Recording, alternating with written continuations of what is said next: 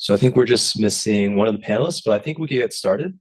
I'll start us off with a round of introductions. My name is Victor Huang. I practice emergency medicine and sports medicine. About 80% of my time is with sports, whether that's in the office or with the fellowship, and then 20% in the ED. And in Sideline, I'm the program director for North Wall Sports Medicine Fellowship over in North Shore.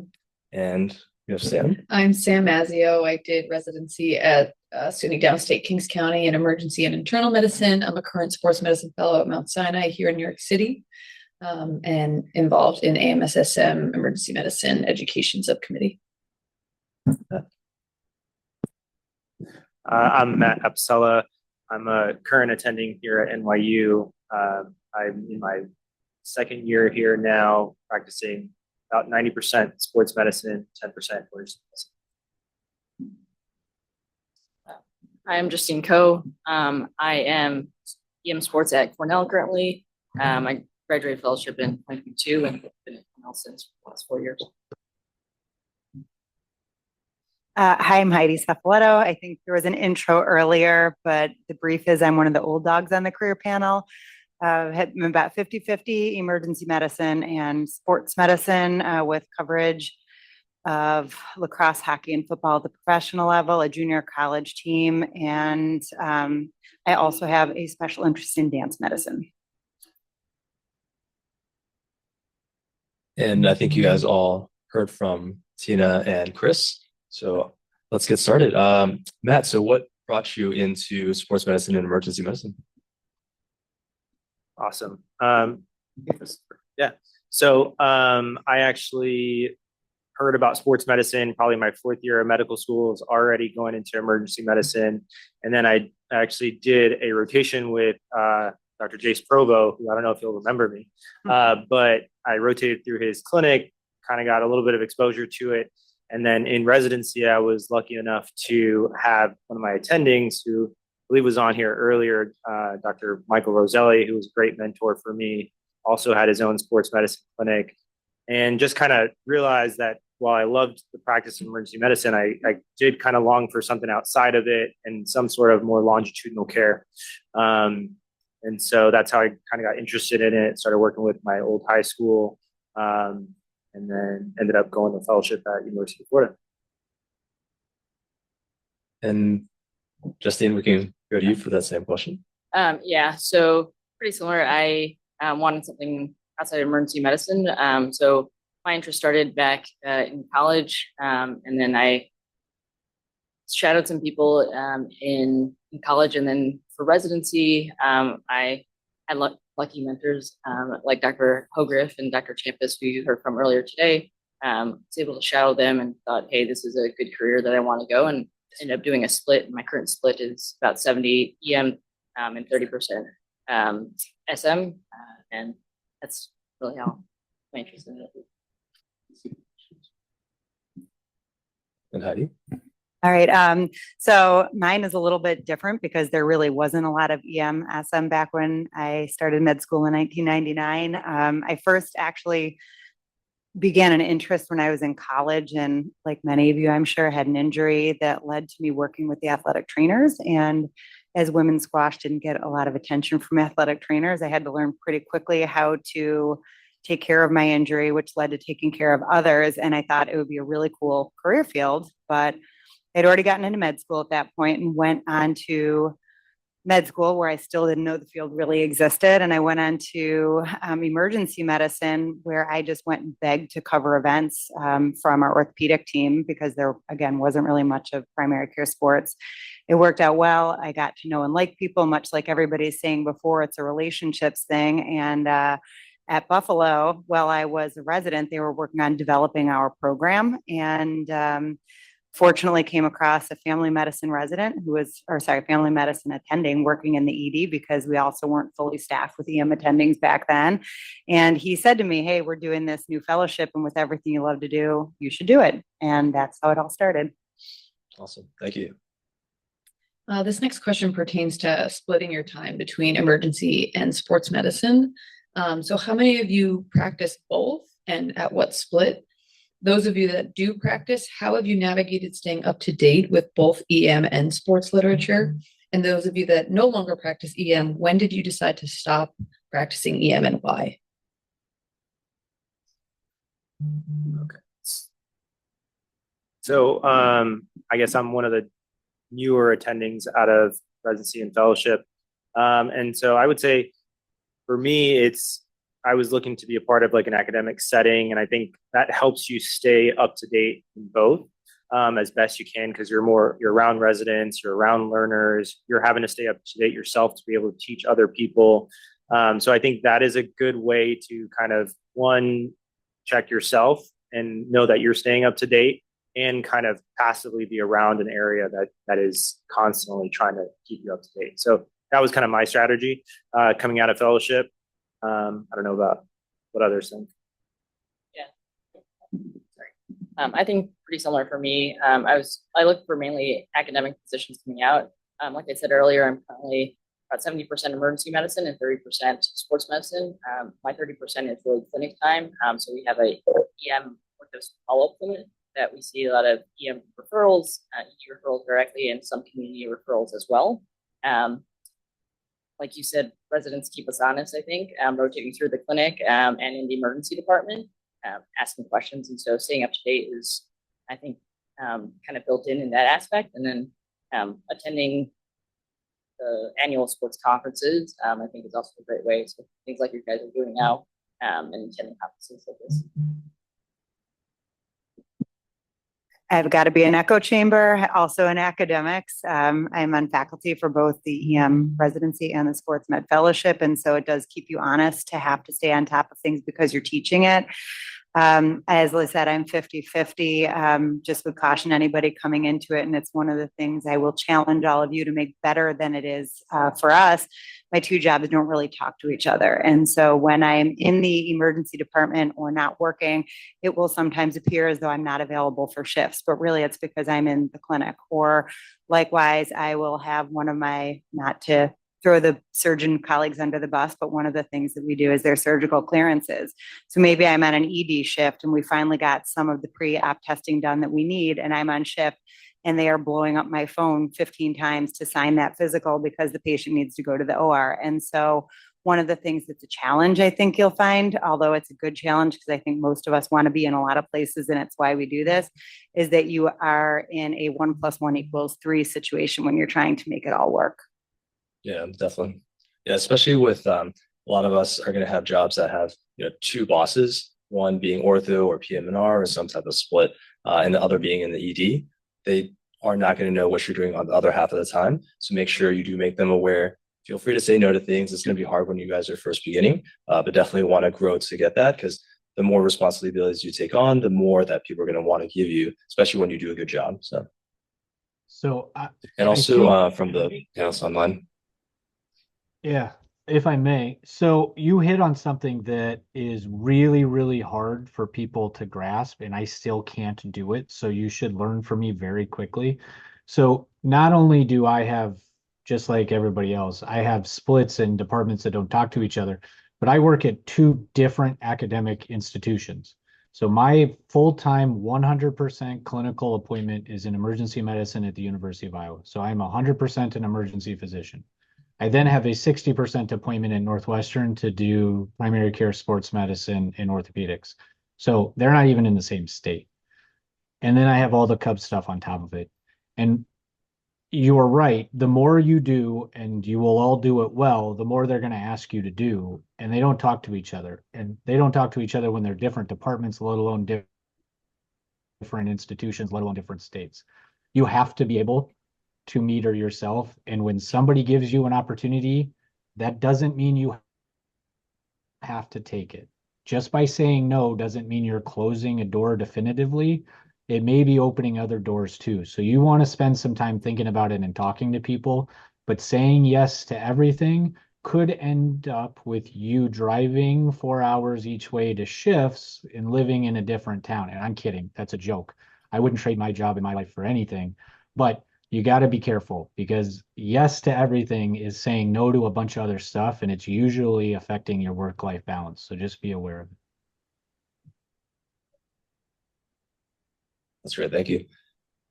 And I see we have Jace here. Jace, if you want to just give a quick intro, and we're just in the middle of the panel. Sure. My name's Jace Provo. I am kind of an OG in sports medicine. All that slid by more rapidly than you think it would do. I'm 100% sports medicine. My background was I worked for the NBA as chief medical officer for 25 years. I'm EM sports. I've done everything they talked about, balancing work with both.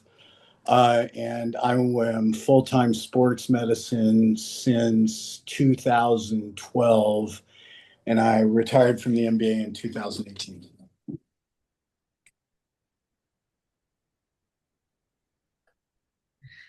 And if anybody here has any questions in person, please just raise your hand. We'll bring the mic over to you.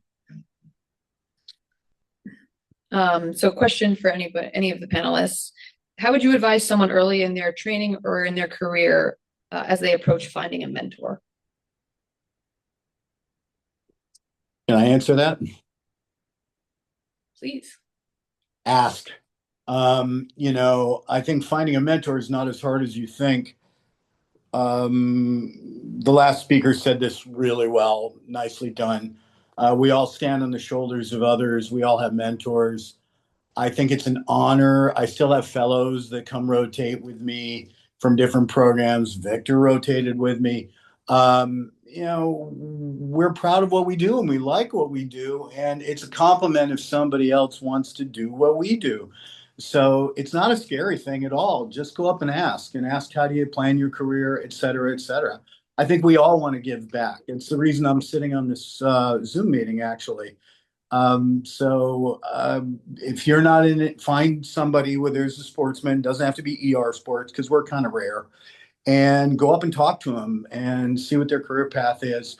Build up your resume, volunteer for stuff, and make yourself a good product. I don't think there's anybody sitting on this panel who doesn't love what they do. I get up every day and I'm happy I'm doing it. And I'm happy to pass it on.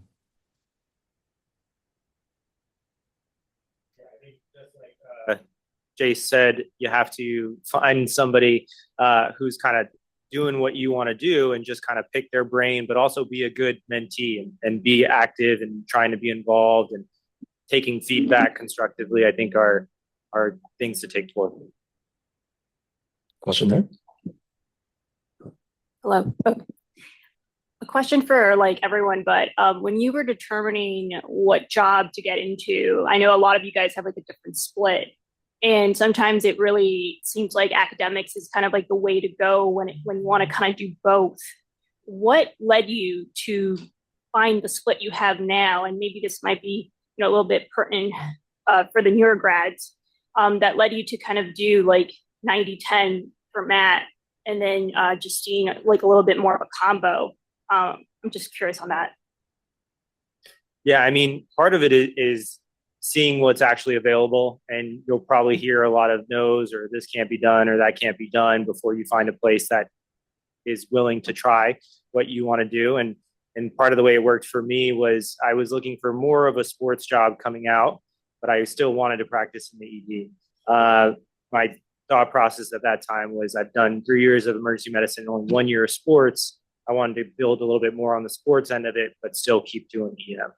And then also just asking, right? In my situation, there hadn't been a person who was doing EM sports, still practicing both at the same time here.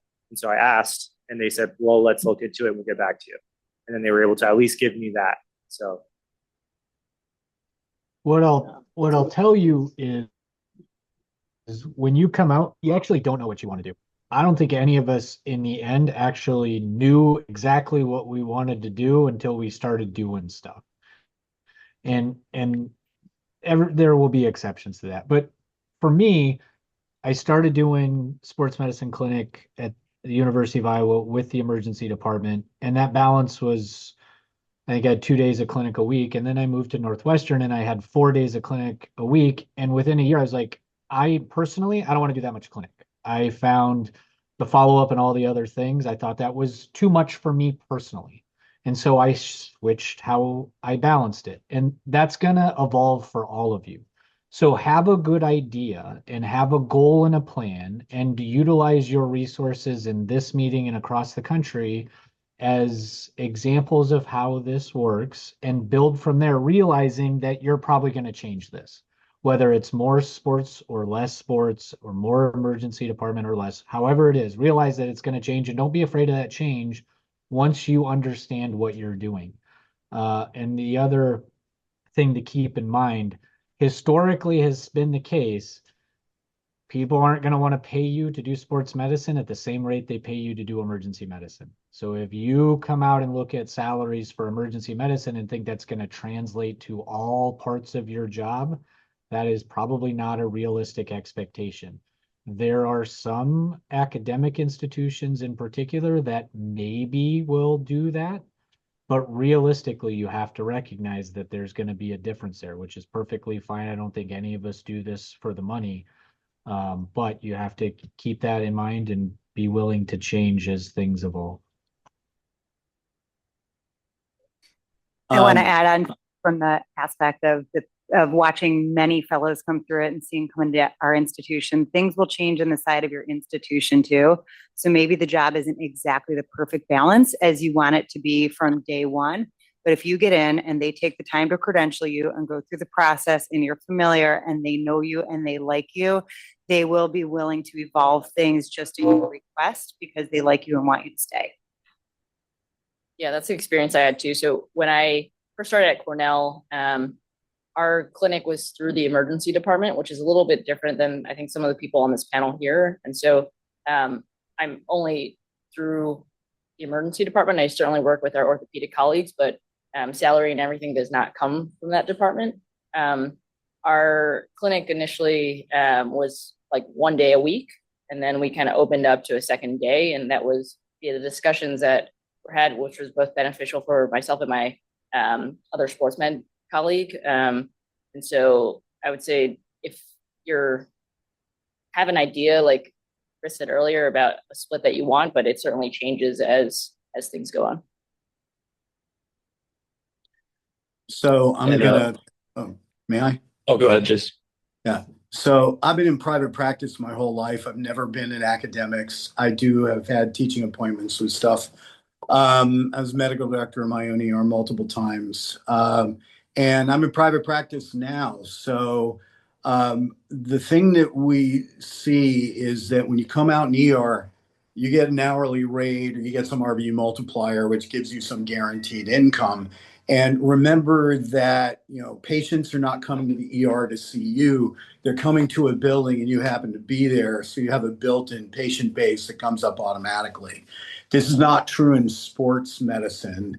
In sports medicine, you're more like other physicians where you have to build your reputation and your clinical viability, and you need to become a destination, right? So people who are coming to see me are coming to see me. They're not coming to see the building that I'm in. They're coming to see me. Now, this is challenging for ER because that's not our mentality. And when you get an hourly versus, okay, you have to see so many patients and do so many shots and do these procedures and see broken bones, very different. And it has to be built over time. And that's scary to people because they come out with debt and they can get this kind of money from working in the ER. I will tell you, because I am in private practice, I make more than an ER doc does very well, but this is after years of building it up, and I see a lot of bodies. I mean, I think I saw 135 patients this week, do a lot of shots, do a lot of procedures. I am completely on an eat what you kill model. I have no salary guarantee. So you can do very well in sports medicine. And I have several examples, and Victor, and you know, we all know people who've done very well, but it has to be built. So for non-academics, the challenge, of course, is if you want to do sports, the ER director wants to fill his or her shifts, and that's it. And if you're getting in the way and saying, I can't do Tuesdays or Thursdays because I'm going to be in clinic, it can be challenging, right? But it can be done because I've actually done it. I think the other thing is when you first get out of training, you're not really an expert, you're a journeyman. And, you know, how long does it really take for you to do ER till you really feel good at it? where you actually feel comfortable. And I will tell you, it's years, right? I mean, it's just same thing with sports. A year is not enough training. 3 years in ER is not enough training. So, when you get to that level, when you say, oh, I'm going to go do nothing but sports, you're also giving up a skill that you spent a lot of time trying to acquire, and you're going to let it atrophy unless you've had it for a while. I will also tell you another detail. I'm an MD, MBA also, so I come from this business background. And one of the things that makes a difference in income for sports medicine, write this down, is that when they go to credential you in a clinic, they're credentialing you as a primary care doc. And if you know about what RVUs are and what their multipliers are, the orthopedic surgeon gets a much higher multiplier than an ER doc does, because our RVU multiplier in most places is about the same as family medicine. So for that shot you give in the shoulder, you're getting 30-40% less revenue. So one of the things that I did when I went into sports medicine full time is I credentialed under a tax ID that was orthopedic only, and I get orthopedic reimbursements, not emergency reimbursements. And this is why the starting salary in primary care sports is $250, and in ortho it's $450. It's not because they're doing more, they're just credentialed better. And I would strongly recommend, when you do your credentialing, to make sure you credential under orthopedics somehow, and not under emergency medicine, which you can.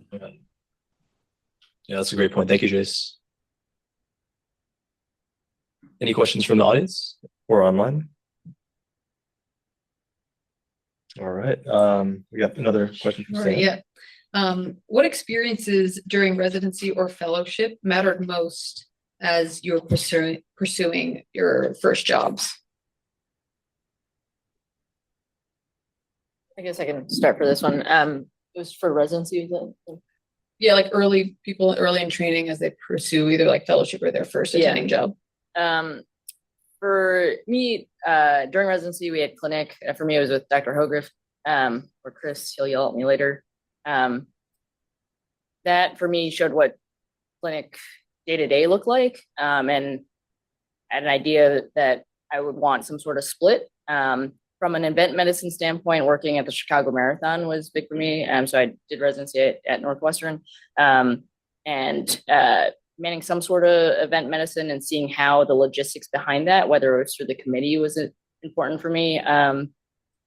In fellowship, I think it was important to see caring for patients at different levels. So making sure it wasn't just at the professional level or just at the high school level, but having a variety. Because I think when it comes to starting out at practice and what you want to do down the line, at least having exposure to what that looks like is going to be important for what you choose in the future. So I'll offer something that probably won't be terribly helpful, but hear me out. The first week of my fellowship, I did residency and fellowship in the same institution. The first week, I was told by the program director that there wasn't going to be a job opening at the University of Iowa after my fellowship, so I would need to think about otherwise.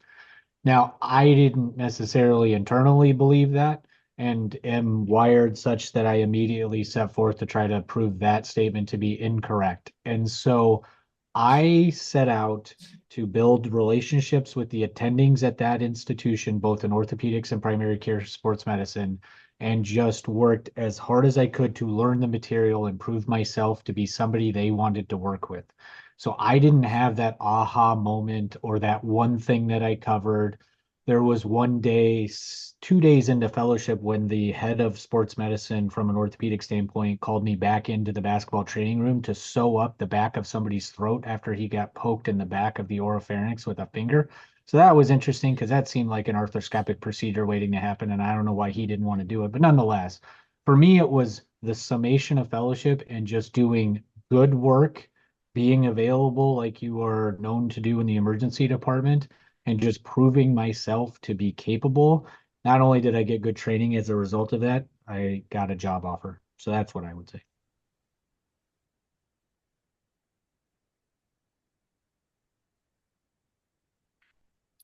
That kind of brings me into another question. What are some obstacles that you guys have faced, and how did you overcome it in your career in sports medicine?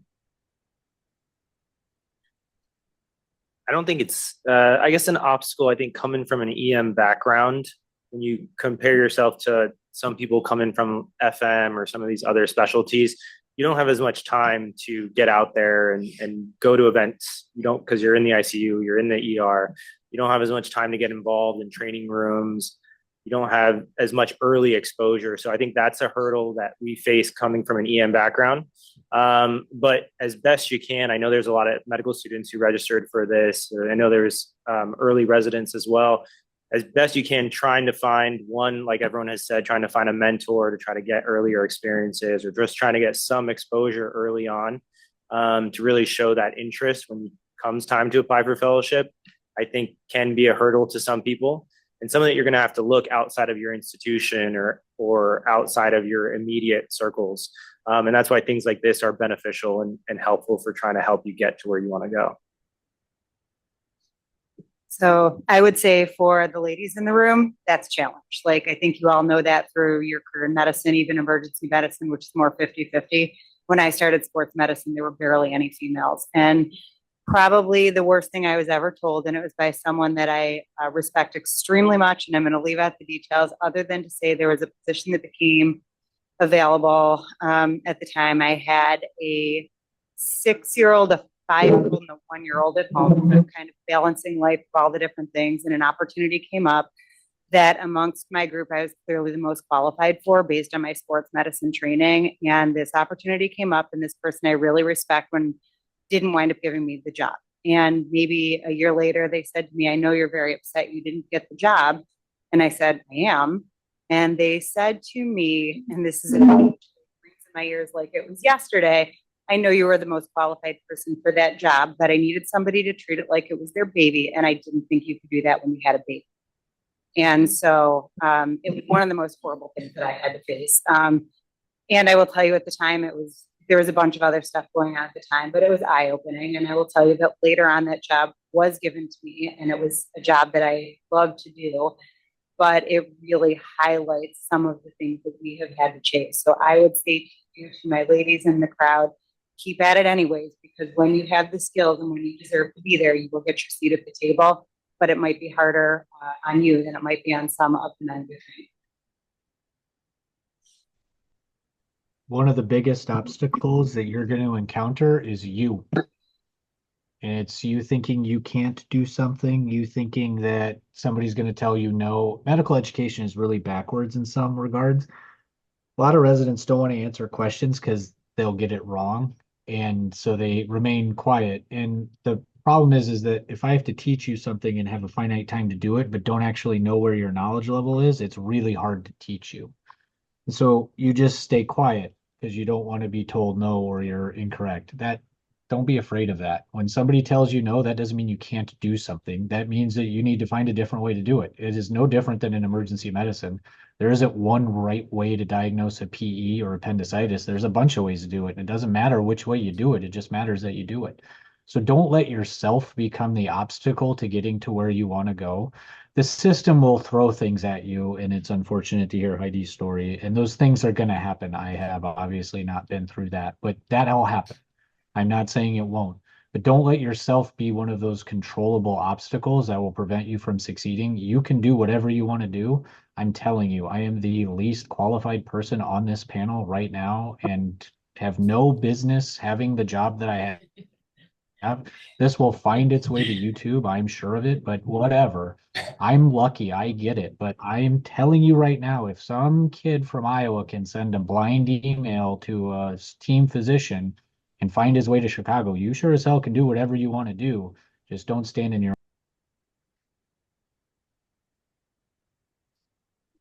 I think there was a question in the back. Yeah, so Heidi, you spoke to this, and Chris, you mentioned a little bit of it in your talk, but raising a family through a career in sports medicine and emergency medicine can be twice as difficult. So, oftentimes we have to cover nights and weekends in the emergency department, and then you are faced with telling your partner or your family that you're going to spend more nights and weekends away covering a team for less compensation. If you have any advice to all of us with younger families or in our early career about how you navigated that successfully through your career, then I think that would be appreciated. I don't know that there is a great answer. Obviously, making sure I did, I think a lot what Chris did. I have a Samsung, the frame, and the picture of it is of myself, my entire family, the NLL trophy, and our face-off specialist, who is called the milkman because he always delivers. But I think the answer is you do this because you love to do it. This is a labor of love. I have always loved being around sports, and much like what Chris was saying, when we get up every year, and two of my residents are in the audience and will probably remember that when we get up and pitch our scholarly track to our residents, they get to choose between 8 different tracks of what they want to do. I will jokingly every year get up, walk, and say, I get paid to watch sports. And I walk away. And I'm like, no one, there's nothing else matters. And then go back and talk about it. But you have to realize you are going to give it up. There was one year just post-COVID when travel was terrible. And I went to Denver with my lacrosse team, and it was on my birthday. And the flight delays were terrible, and it took 15 hours. And I crawled into Denver at 4 o'clock in the morning when the game was going to be this afternoon or that afternoon, and dealt with my husband looking at me being like, you abandoned me. He didn't talk to me for a week. So that's a true story. And we have a great relationship. So it's not that. But it's trying to bring your family there with you, to get them engaged in it with you, to have, I talked about the CPR stuff earlier. My 19-year-old was one of the subjects in the research study that learned CPR. My 14-year-old daughter was a ball girl for a college football game this year because she's there so much that they know her, that they invited her to do it.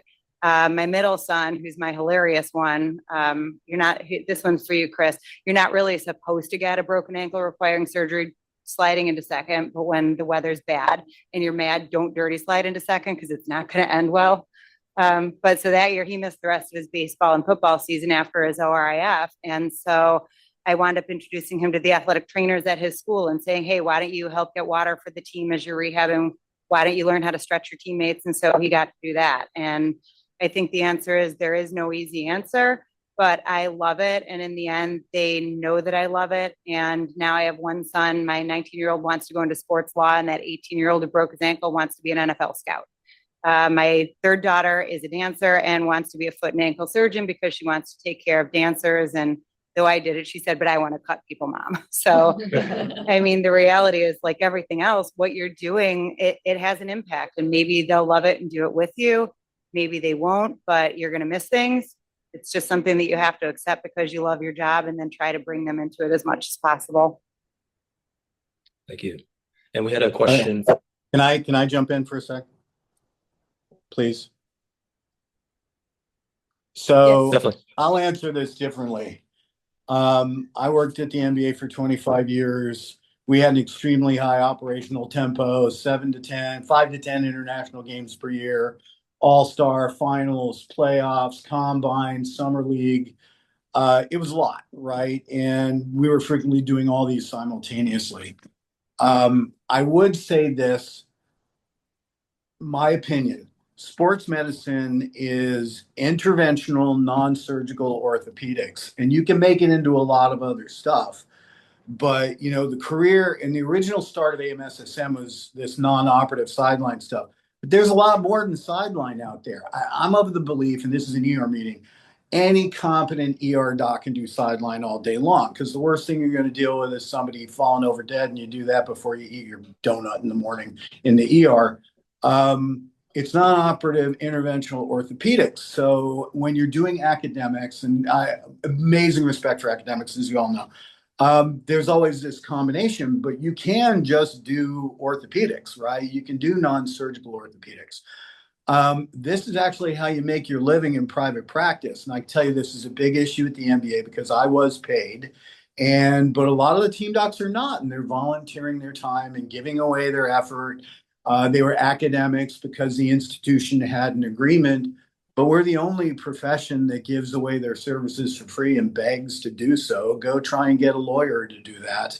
So when you're looking at all this, the balance of team, especially for med students and people that are a little earlier on, you know, it's not your career is not sitting on a sideline, right? Your career is doing a clinic and taking care of people.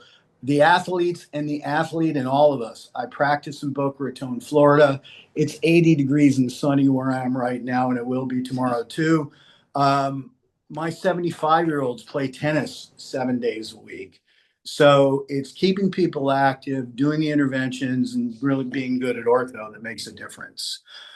I want to make one side comment just real quick about being a female in sports medicine. Yeah, it's a boys' club.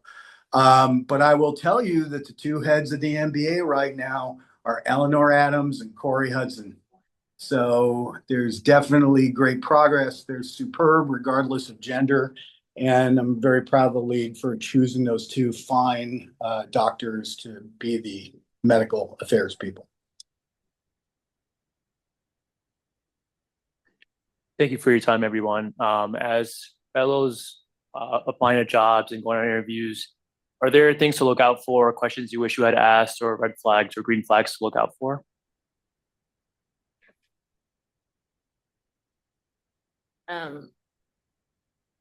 I'm only one job in, so it's tough. I haven't learned those ones. I got lucky with this job, I think, and so far I have no regrets. I don't know if people who have changed jobs maybe a little bit better to answer. Also haven't changed jobs. So I think that's but I think that's a great testament. I've added a lot of jobs along the way and done different things, but it's a great testament to how awesome this career field is, that when people get the jobs, they tend to keep them. As a person who's been through a couple of jobs in my career now, I think the greenest flag is when they have openness. So in the discussions, if they say, oh, no, that's just not what we do here, that's not our culture, that's kind of a red flag. But if you have someone who's, oh, we've never tried that before, let's look into the avenue where we could get that done. Let's make the right connections, talk between different departments. That's the green flag you should go for. I think we are running out of time, but we have maybe time for one more question before we move on to the fellow presentations.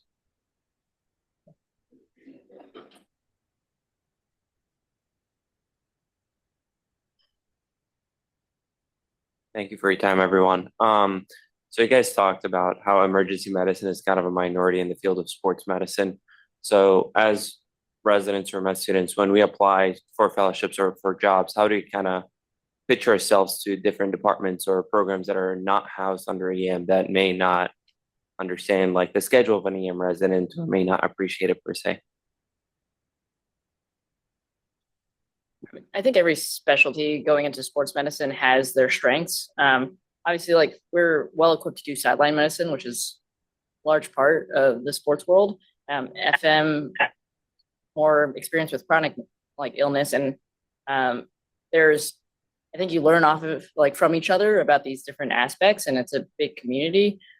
When it comes to like quote unquote pitching yourself, I think there's a lot of now fellowships that have specific EM tracks or separate tracks. There's also several EM focused fellowships across the country now.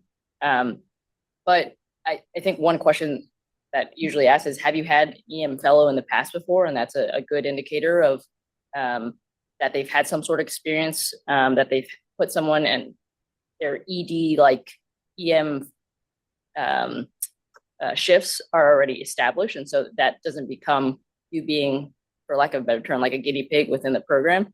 But having someone go through it or had gone through it is a good indicator. Yeah, I think that's a big point, and I've heard different ends of the spectrum where people have gone to that program where they haven't taken EM before and things didn't work out that great for them.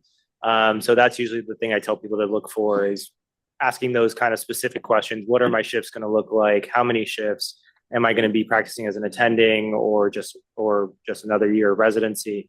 I think those will kind of help you make your decision as well as when you're choosing fellowships. I think one of the challenges for EM when they go up for fellowship is that a lot of the family med docs have been planning, like people who go into internal medicine, they're really going to be a cardiologist, right? And you have to go through IM to get to cardiology.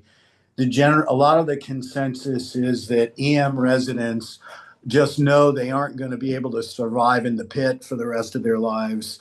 So they're doing this as an afterthought, so they have another option. And this is bad optics and bad messaging.